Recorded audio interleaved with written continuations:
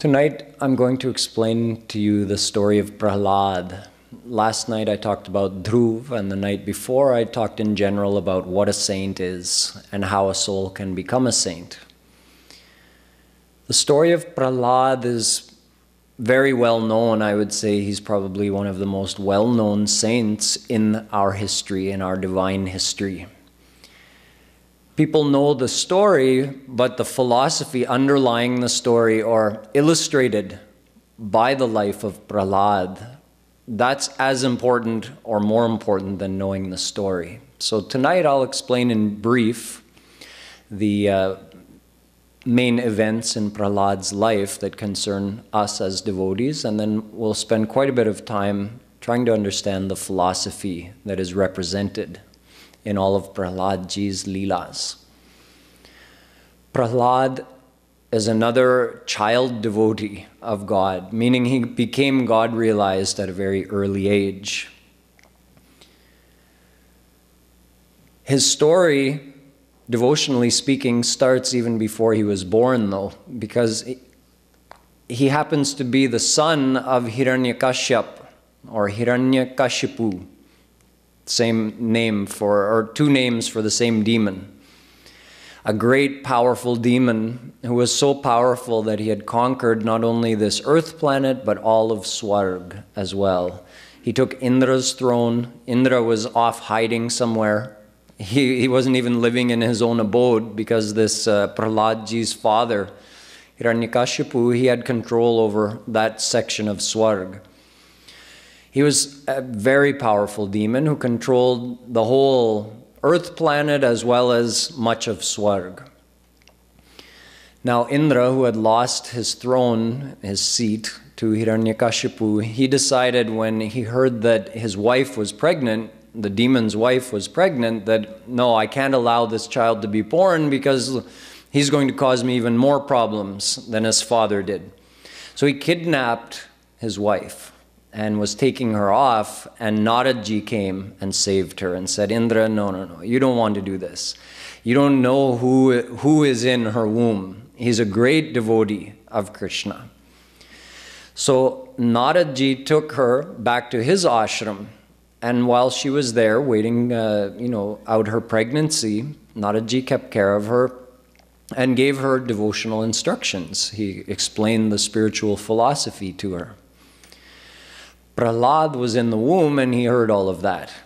So he had the total knowledge by the time he was born. He was a born devotee of God, in the house of the sworn enemy of God. Because Hiranyakashipu had a younger brother, past tense, had a younger brother, Hiranyaksh, who, because Hiranyakashipu was ruling the whole kingdom, his younger brother just went around everywhere looking for a good fight.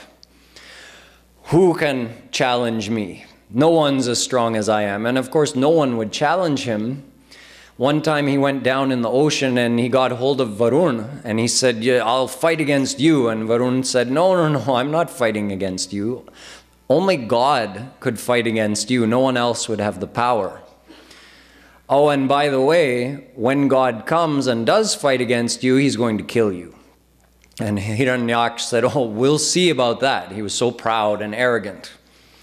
So when Supreme God descended as Varaha avatar in the form of a divine boar, at that time Hiranyaksh took the opportunity to challenge him to a fight. And Vishnu in that form said, if you know what's best for you, you'll just walk away. He gave him every chance to walk away, but Hiranyaksh would not have it any other way. He attacked Vishnu, and Vishnu easily killed him, meaning Vishnu in the form of that boar. So he had killed Hiranyakashipu's younger brother, so now the older brother had sworn that he would get revenge. And the first chance he got, he would fight against God. And for as long as he ruled, nobody in his kingdom would be allowed to worship God. He said, anybody caught worshiping God, I'm going to send my soldiers after you. There's only one God here, it's me. You worship me. Nobody here worships Vishnu, Krishna, anything like that. And Prahlad is born as his son. Kripaluji Maharaj always says, you know, as a lesson to parents, that if Prahlad can be born in the house of a demon, and Shri Krishna, many of his offspring became such a problem that he had to arrange such a leela where they got in a big fight and they all eliminated each other. They had become such a burden to the earth. So if they can be born in the family of Krishna and Prahlad can be born in the family of a demon, then how do you know how your child is going to turn out? You have to try, you do your duty, but that child comes with their own sanskars. You may have a saint born to you, you may have a rakshas born to you. You still have the same duty as a parent, but you know, you can't control another person's mind. So anyway, Prahlad was born in the home of Hiranyakashyap. And from the time he was born, internally he was worshipping Vishnu, thinking of Krishna all the time, chanting his name in his heart. His father didn't know. When Prahlad got a little older, his father sent him to the Gurukul. So there in the Gurukul, it's not the kind of Gurukul you're used to thinking about. Visually, it might have looked the same, but what they taught was what demons need to learn. Don't do anything to help anyone else. You think of your own desires and do whatever you need to fulfill those desires. Don't worry if you hurt anybody else. Just have fun and enjoy the world. So this kind of teaching goes on in the demon Gurukul. That's what those boys are supposed to be learning. Now, Prahlad came back home after some time, just had some time to visit with his family.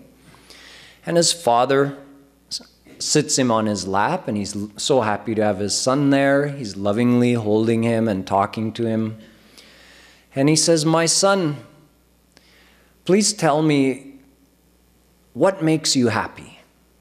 Just, you know, he wanted to have some conversation, learn how his son thinks. He wasn't expecting what the next words out of his son's mouth. "Oh, Father, I just like thinking of God Vishnu all the time." His father was shocked. "What? You dare take the name of my enemy in this house?" But he directed his anger towards the teachers in the Gurukul. He called them, sent for them, and demanded to know, "What are you teaching my son in this Gurukul? Are you teaching him devotion to God?" No, we're not teaching any such thing. We're only teaching the boys how to be good demons." "Well, I'm giving you another chance. You better, you know, teach him the right thing, get this nonsense out of his head." So Prahlad went back to the Gurukul, and there in the Gurukul, whenever he got a chance, he would sit with his friends of a similar age. He was about 6 years old at this time. And he would strike up some devotional conversation with them and give them some instructions that if you want to feel peace, you should just think of God. You belong to God. He's giving life to your soul. You have to do devotion to Him. You have to attain Him now. He told them, "Kaumar acharet pragyo dharmo dharman bhagavataniha." Don't wait until you grow up to start doing devotion to God. Do it in your kaumar avastha. It means you're 5, 6 years old. Don't wait until you become 11, 12 or 15, 16 years old. How do you know if you're going to live that long? Start devotion to God now. So he would have these private conversations with the other boys, and they would all listen to him. Then again it happened. He came back home. He was sitting with his father again, and his father asked him, "So tell me, son, what kind of things do you like to do?" So Prahlad thought for a second, and he said, "Shravanam kirtanam Vishno, smaranam padasevanam, archanam vandanam dasyam, sakhyam nivedanam." He described 9 different ways of worshiping God. He said, "That's what I like to do, Father." At this point, his father had had enough. He said that I've given you so many chances now, and if you're not going to change your ways, you're taking the name of my sworn enemy, you're openly, brazenly worshiping him and declaring your devotion to him right in front of me. You are my enemy, you're not my son. Guards, he called the guards and told them, kill him. Use your swords, your spears. So all those guards came at Prahlad with their weapons, and none of them could even touch him. Not that Prahlad moved, he was just there, but his mind was perfectly in Krishna all the time, so he was perfectly protected by Krishna all the time, without asking for protection. Think of the high state of consciousness of Prahlad. To be faced with that danger, at this point he's 7 years old, to be faced with these grown warriors charging at him with weapons, and to not even feel a flutter in his heart. His mind was just in Krishna. It didn't even matter to him. So when someone is in such a high state of devotion, Krishna takes his full care. Ananyas chintayanto mam ye jana paryupasate tesham nityabhiyuktanam yogakshemam vahamyaham. Gita. Shri Krishna says, if your mind is in me, in remembrance of me all the time, satatam means unbroken remembrance. Nitya abhiyukt. Abhiyukt means joined, and nitya means always. Then I take full responsibility for that soul. See, Prahlad wasn't thinking, oh, I'll just keep my mind in Krishna and then these warriors won't be able to touch me. If he had been thinking that, it means his mind wouldn't have been in Krishna. So he wouldn't have been protected. His mind was just in Krishna. He never gave a thought to the warriors. It was, if they weren't there, he would be thinking of Krishna. If they were there charging at him, he would be thinking of Krishna. So this is a law that Krishna laid down in the Gita. If anyone is in that state of remembrance of him all the time, he takes their full responsibility. It means physical, food, water, protection, everything. He takes full responsibility for that person. So he protected Prahlad not only that time, but again and again. They took him to the top of a big cliff, like a mountain that just dropped straight down, and tossed him off. Nothing happened to him. Not even a hair was bent out of place on his head. They tried something else. They had some big, huge elephants and put Prahlad in front of them and let the elephants stampede over him. Nothing happened. Threw him in a pit of poisonous snakes. Nothing happened. Fed him poison. Nothing happened. Tried to drown him in the ocean. He was saved again.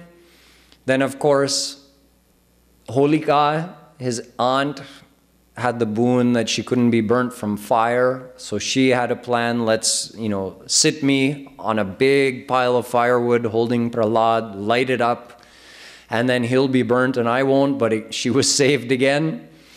Because who's omnipresent in the fire? Who's omnipresent in the mountain? Who's omnipresent in the poison? Because Prahlad's mind was in Krishna, so instead of getting the effect of the poison, he got the effect of Krishna, who was present in the poison. This is also an axiom, that although God is omnipresent, you don't get the effect of God's omnipresence unless your mind is joined with Him. Take, for instance, the murtis in this mandir or any other mandir. God is present in those murtis. But if we do arti, thinking we're doing arti to a piece of stone, then we are. You may argue that, but God is in that stone. So I'm doing arti to God. No, you're doing arti to wherever your mind is. So if your mind is in a piece of stone, you're doing arti to a piece of stone. And what's the outcome of that? Nothing. But if you're thinking God is in this piece of stone, because He is, He's everywhere, then you're doing arti to Krishna, who also happens to be in the murti. Then you will get God realized. If you could do that wholeheartedly, even once, you'd become God realized. It's the same thing with attaching our mind. People say, well, God is in my husband. So if I love my husband and I serve my husband, or this husband says, if I love my wife and serve my wife, or the husband and wife say, if we love our children and serve our children, take care of them, am I not serving God because God is in them? No, because your mind is in the person, not in God. If you're thinking of Krishna while you're serving them, if you're seeing Krishna in them, just like you see real Krishna, real Radha in the murti, you see real Krishna in your husband, you see real Krishna in your child, then you're serving Krishna. But we can't just use it as an excuse that, oh, well, my mind is attached in that person, but, oh, Krishna is in them, so chalta hai. Nahi chalta hai. You'll get the result of a worldly attachment. So the mind has to be attached to Krishna. Thus, Prahlad only got the result of his mental attachment to Krishna. He drank the poison and it tasted like nectar to him because his mind was in Krishna. He got in the fire and he got the effect of, you can say, like a hug from Krishna. Because he was just thinking of Krishna, so he got Krishna, who was omnipresent in the fire. And Holika, whose mind wasn't in Krishna, got burnt by the fire. So Prahlad was saved from all of these situations. In the end, his father and him were having a conversation right there in the palace, and his father had said that, nobody else has been able to accomplish this task. I'm going to have to do it myself. He decided he was going to eliminate his own son. So he says to him, where's your God now? Is your God going to come and save you from me? You think God is in the house of a demon like me? Oh yes, Father. God is everywhere. He's even in your house. Oh, really? Is he in this pillar? Big stone pillar in the center of the palace? Yes, Father, he is. Of course he is. He's everywhere. So Hiranyakashipu took his big mace, and with all his might, he smashed it into that pillar. And there was a thunderous sound, not just from the impact of the mace, but from God appearing out of that pillar. And it just exploded as he appeared, as a half man, half lion. Narsingh Bhagwan, one of the 10 main avatar of God in this Brahmand. So, as Narsingh, he quickly dispatched Hiranyakashipu. He had had enough. He said, you've tormented my devotee enough. You've terrorized all the 3 worlds. Enough is enough. Now, he did so in a way that only God could have, because Hiranyakashipu had received a boon from Brahma, which made him all but invincible. He did tapasya, and Brahma came and gave him, he said, okay, I'll grant you a boon. What do you want?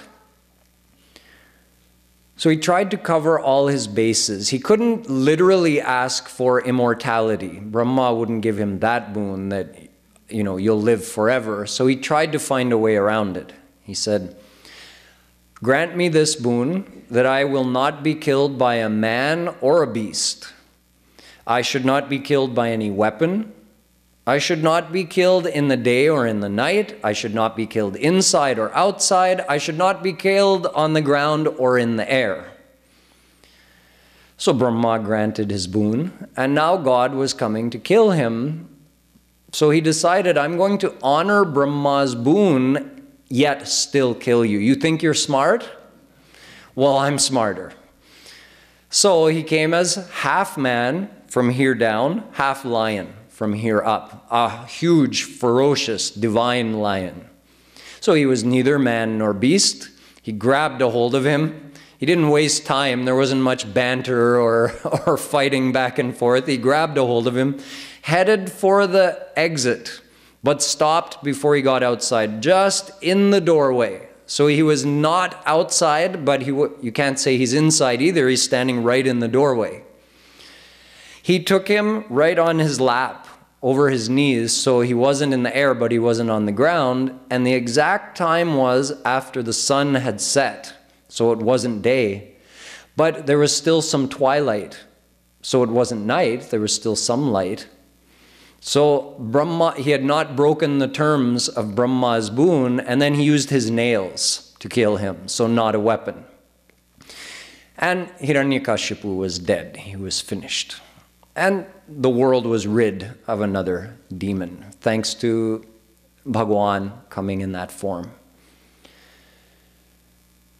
After that, Prahlad himself became king, and he ruled for a whole manvantar, more than 300 million years. That's the duration of a manvantar. This was in Satyug. Prahlad was a saint, so, I mean, according to the will of God, he could stay on earth for as long as God wanted him to. So he ruled for a long time. He was the ruler of the entire earth at that time.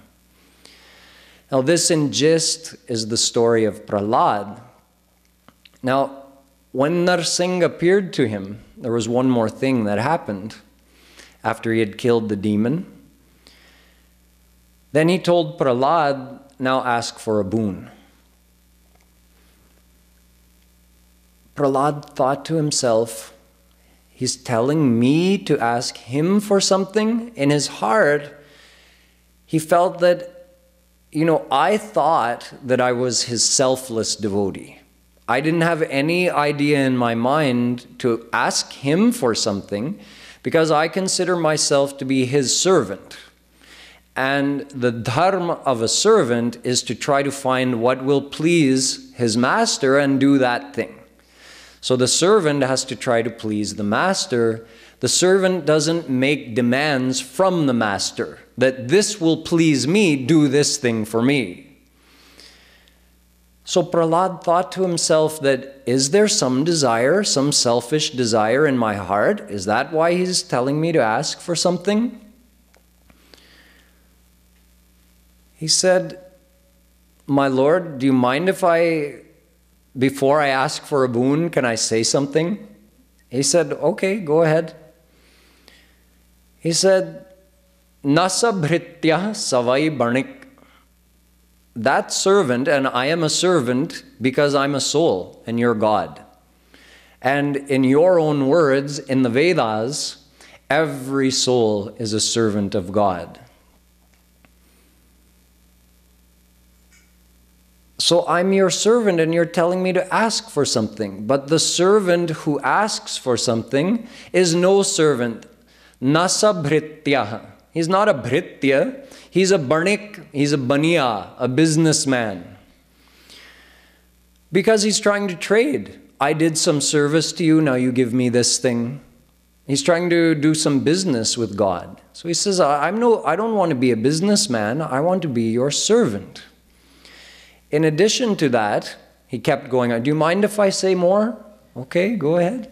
Keep in mind, Prahlad's 7 years old. Now he's lecturing Bhagwan. He says, as far as I understand, this is what happens when someone has a worldly desire.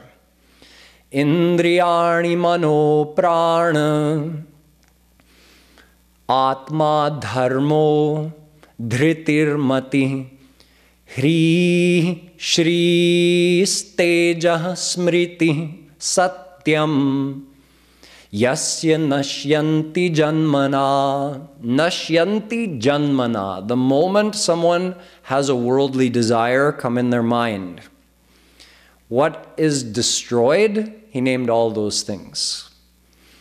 He says the power of your mind, intellect, your senses, your Atma Shakti, Your dhriti means your patience, that's gone. Your mati, your ability to discriminate between right and wrong. Your dharma, what your duty is, you'll forget about that if the worldly desire is strong enough. Hri, modesty. Shri, even your wealth and power will get finished if your desire gets out of control. Tej means your energy. Smriti, your memory. Satyam, your truthfulness. All of that is destroyed through the effect of a worldly desire being born in the mind. This is what 7-year-old Prahlad is telling him. He says, so I have no desire to have worldly desires. Why would I want a worldly desire when that's what happens? People become slaves to their desires. We don't think about it, but what do we spend most of our time doing? Trying to fulfill our desires. It means our life is ruled by our desires. So we are a slave to our desires. We don't do what we want. We do what our desires tell us to do. So we're not free in any way.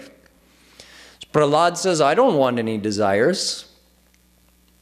Should I say more? Okay, go ahead. He says that if someone could go beyond desires, Vimunchati yada kaman manavo manasisthitan tarhyeva pundari kaksha bhagavatvaya kalpate. If he could just get rid of his worldly desires, he's at that moment qualified to become like God. That's the only thing standing between him and that divine status is his worldly desires. And Prahlad isn't just making this up. Again, he could say, oh God, you yourself have said in the Vedas, Yada sarve pramuchyante kama yasya hridi shritaha atha martyo mrito bhavatyatra brahma samashnute. In Ved, Bhagwan himself says that get rid of your desires and instantly you're liberated from all the bondages. You become just like God, like Brahma. Yo na kamayate kinchit brahma bhuyaya kalpate. Mahabharata says the exact same thing. So Prahlad is giving this lecture about desires, worldly desires, and how he doesn't want to have them. Narsingh Bhagwan says, that's fine and you're right, but it's tradition. Whomever I appear in front of, I say Varmango, Varam Bruhi, and they ask for something. So let's not break the tradition, you also ask for something. Prahlad's thinking, oh, he's really not going to let me go today without asking him for something. So I have to ask him for something. He thought in his mind, okay, what to ask for? Oh, I have the best thing. Kamanam hridya sanroham bhavatastu vrinevaram. Okay, I'm asking for something. Yes, ask. Make my mind such that I should never even think of asking you for anything ever. That's the boon I want. Krishna had to accept defeat. He always has to accept defeat in front of his devotee. He is bound by the love of his devotees. So he accepted, okay, I'll give you this boon. You will never even think of asking me for anything ever again. So this young Bhakt Prahlad is the perfect example of selflessness. I'll bring this back to our devotion and our life. When we pray to God, how selfless are we? We may not have the focus of Dhruv. We may not have the understanding of Prahlad, but we can know this much, that God is smarter than us. See, we're probably not even as intelligent as Hiranyakashipu. And see, he applied his intellect to try to ask for the best boon he could think of.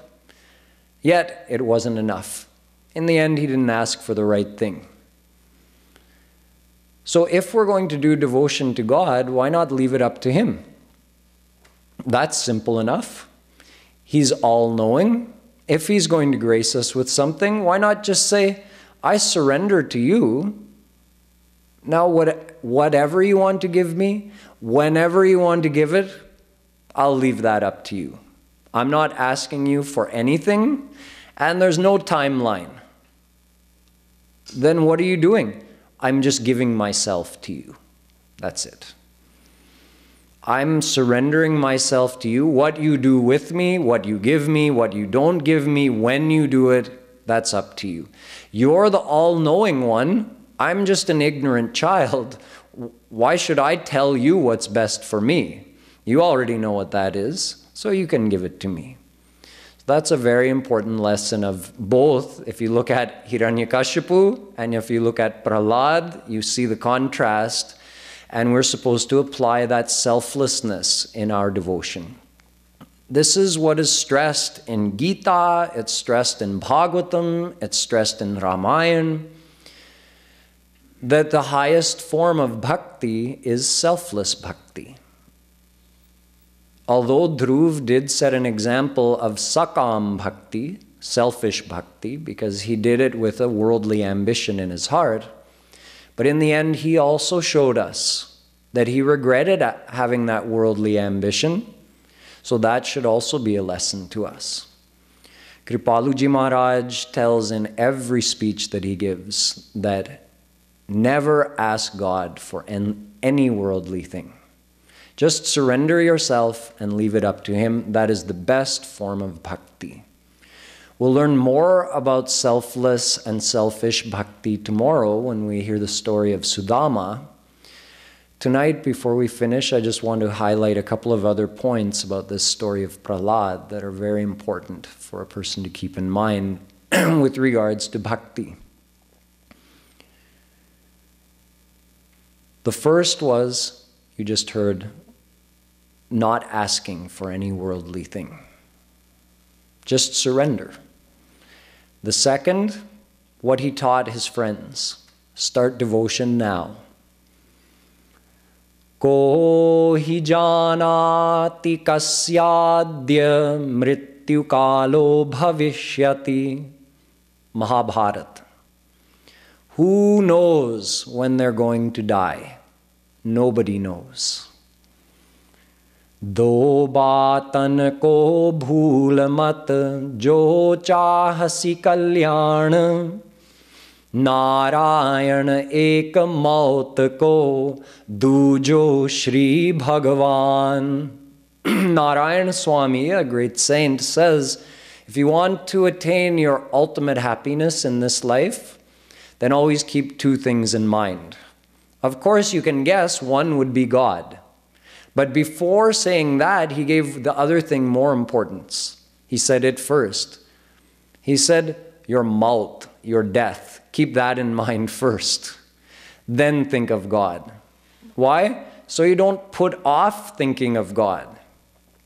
Oh yes, I know I have to do devotion. All the scriptures are telling me to do devotion. But not yet, not right now. We either put it off for later in life, or we put it off for, next weekend or next year, or even we put it off for later today. If we're putting it off, it means we haven't understood this basic truth that there's no guarantee that we're going to live to next year, or next weekend, or tomorrow, or even later today. Nobody knows when they're going to die. Young, old, healthy, unhealthy, anyone can die at any time. So start worshiping God now. This is what Prahlad showed us through his teachings to his own friends.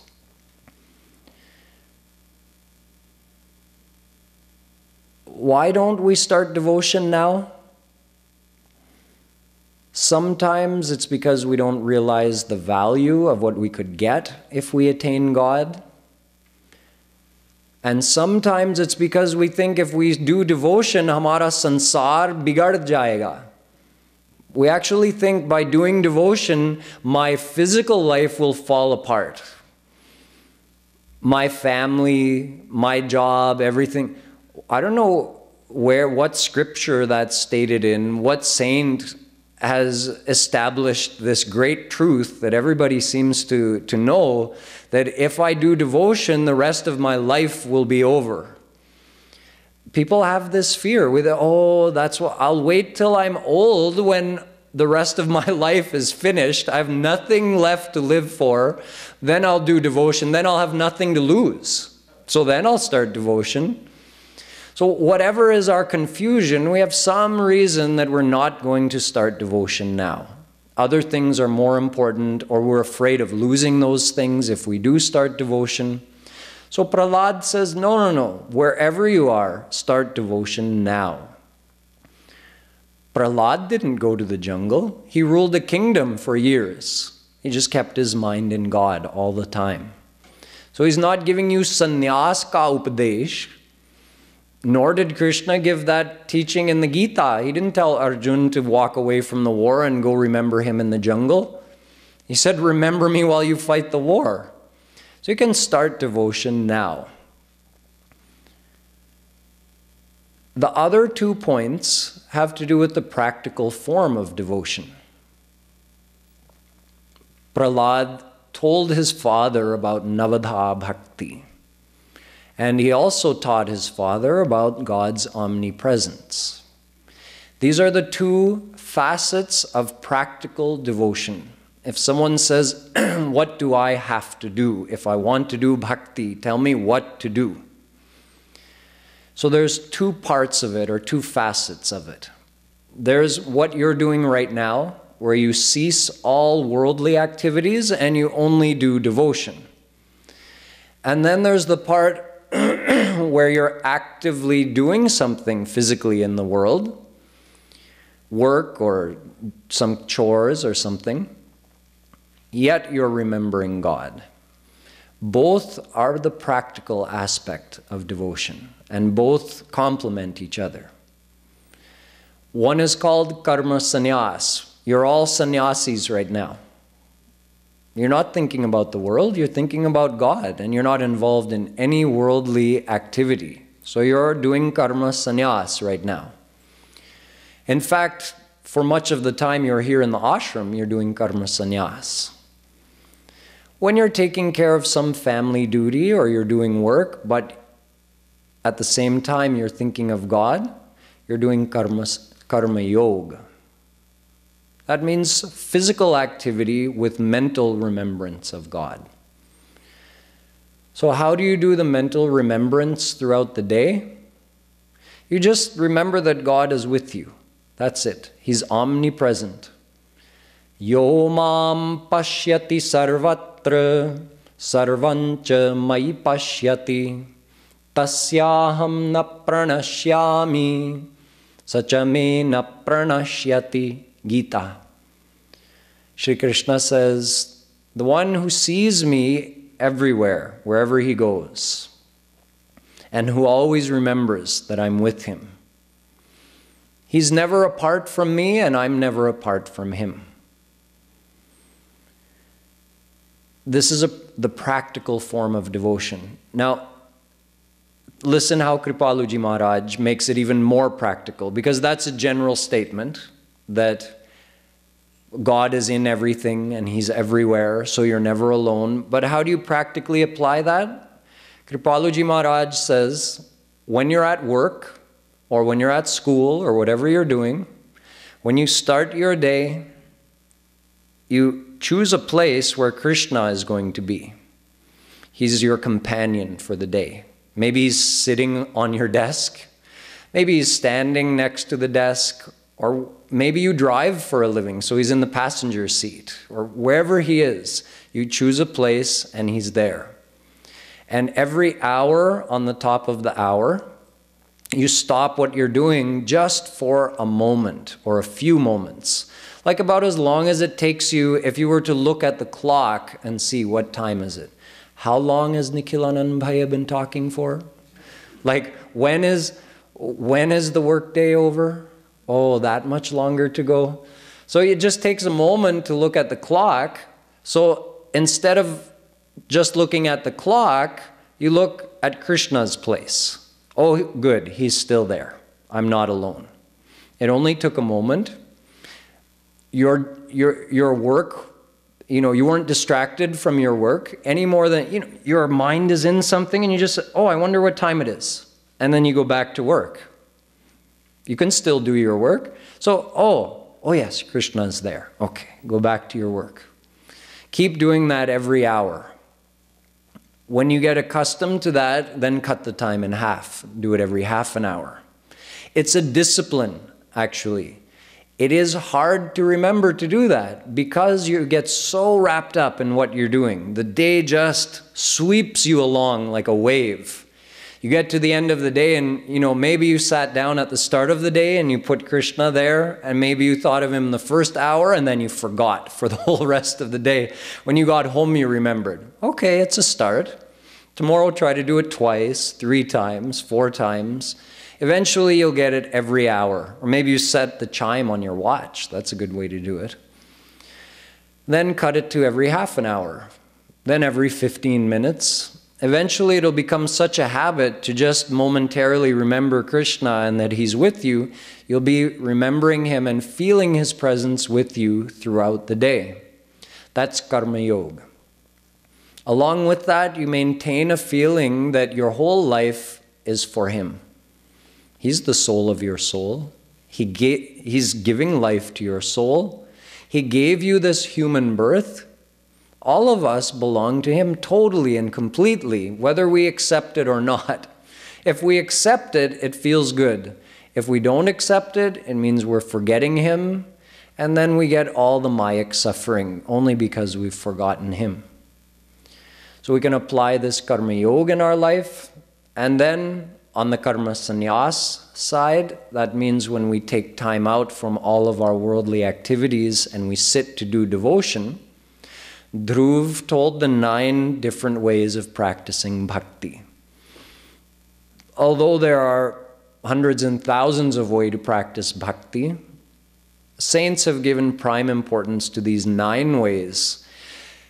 But even out of those 9 ways in the Bhagavatam, out of those 9, 3 are given the most importance. Tasmat sarvatmana rajan hari sarvatra sarvada shrotavya kirtitavyascha smartavyo bhagavan nrinam. Shravan, kirtan, smaran. Smaran is what I taught when I explained yesterday, Rup Dhyan. When you think of God's form, you're doing smaran. Smaran means remembrance. You're thinking of God. So we learned that from Dhruv yesterday. We also learned Kirtan. Dhruv was repeating Vishnu's name. So he was doing Kirtan plus Smaran. What does Kripaluji Maharaj teach? What do we practice here in the mandir when we're doing devotion? We're doing Kirtan and Smaran. And the third form of bhakti, Shravan. That's what you're doing right now. So when we have satsang here at Radha Madhav Dham or in any of our satsangs around the world, what do? Only those 3 things. You sit, you listen to a speech of Kripaluji Maharaj or one of his pracharaks. You do kirtan and you do smaran. So whatever Maharaj is teaching is based on this philosophy of the Bhagavatam. That this is the core practice of bhakti. So you do that when you sit to do devotion. You do Shravan, Kirtan, Smaran. That purifies your heart and strengthens your devotion. And then you complement that by putting into practice that remembrance of Krishna throughout the day. So you're doing Karma Sannyas plus Karma Yoga. That's the actual form of bhakti. What do you have to do? We learn from the story of Prahlad and Dhruv. So tomorrow we'll hear a wonderful story which is also recounted in the Bhagavatam, the life of Sudama and his friendship with Krishna and his deep devotion for Krishna. And we'll see what we can learn about our own devotion from Sudama's life.